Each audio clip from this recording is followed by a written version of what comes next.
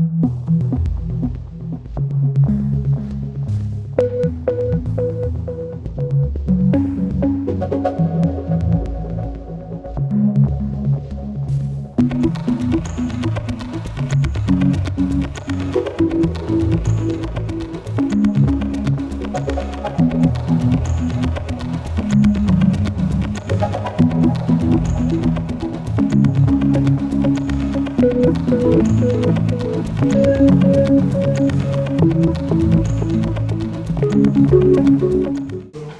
am the president of my association.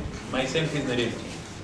Along with my colleagues from the working committee are here. Basically, આજનો જે agenda છે tariff war જે ચાલુ થયો છે એના હિસાબે વોકલ ફોર લોકલનો એક મેસેજ થયો છે, જેમાં અમારી ઇન્ડસ્ટ્રી ગવર્મેન્ટને શું હેલ્પ કરી શકે અને એના માટે અમારી શું અપેક્ષા છે ગવર્મેન્ટની, એની રજૂઆત કરવા માટે મેં મીડિયા મિત્રોને બોલાવ્યા છે.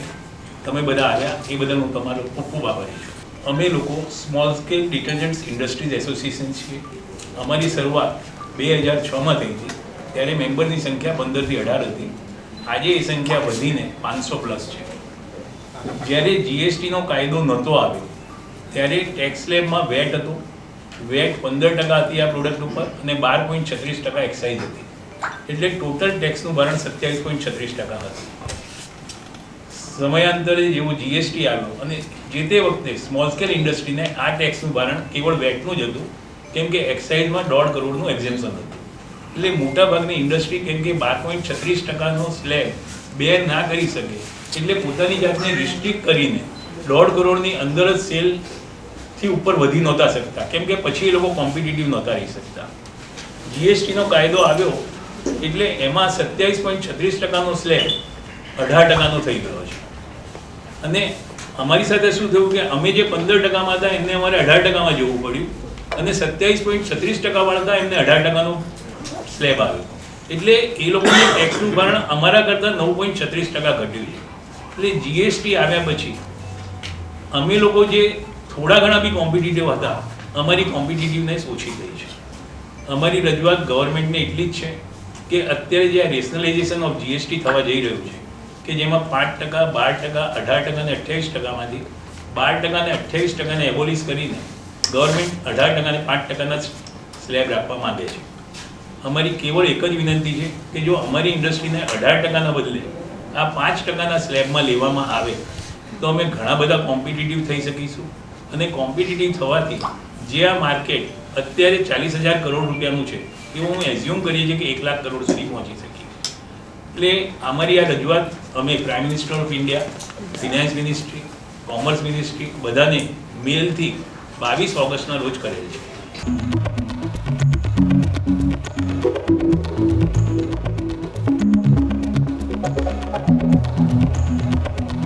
રેગ્યુલેટરી કમ્પ્લાયન્સીસ જે હોય છે આમાં આપ લોકો કેટલા ફોલો કરો છો? બિલકુલ કરવું જ પડે બેન. અત્યારે ગવર્મેન્ટની સ્કીમ એવી છે કે જો રેગ્યુલર કોમ્પ્લાયન્સીસ અમે ફોલો ના કરીએ, બધું જ ટેકનિકલ થઈ ગયું છે, ઓનલાઈન થઈ ગયું છે, એટલે એ તો કરવું જ પડે છે બેન, છૂટકો જ નથી એમાં.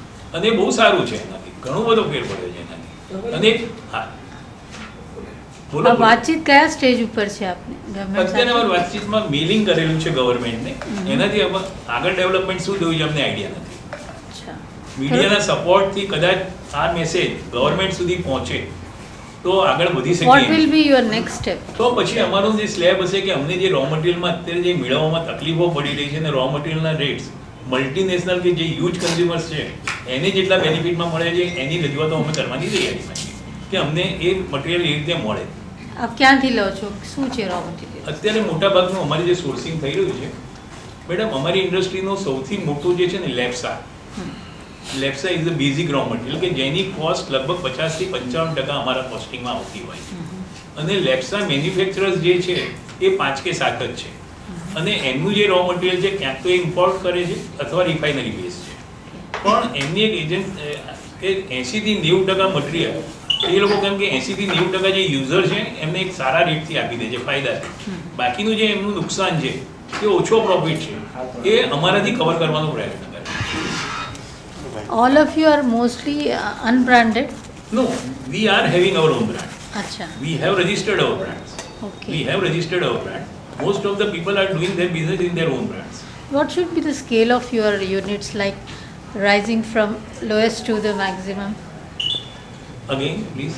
The lowest one of you and the highest one. What should be the range between the two? You can say 1 to 100. If the lower is 1, the higher is 100. No, running into like turnover wise. I'm Turnover asking. wise, what I understand, they start from 2.5 crores to 100 crores around 200 crores. Right. So you are very optimistic about.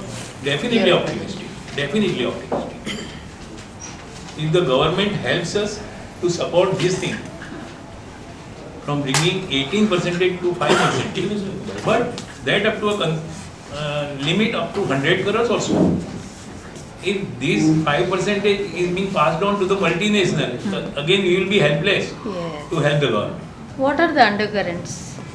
What are the Undercurrents about this GST. undercurrent? No people is doing so. I don't understand if anybody is doing so. I don't understand so. No, do you have any pending issues with state government? At present only GST. At present GST only. Otherwise you are heard. Yeah.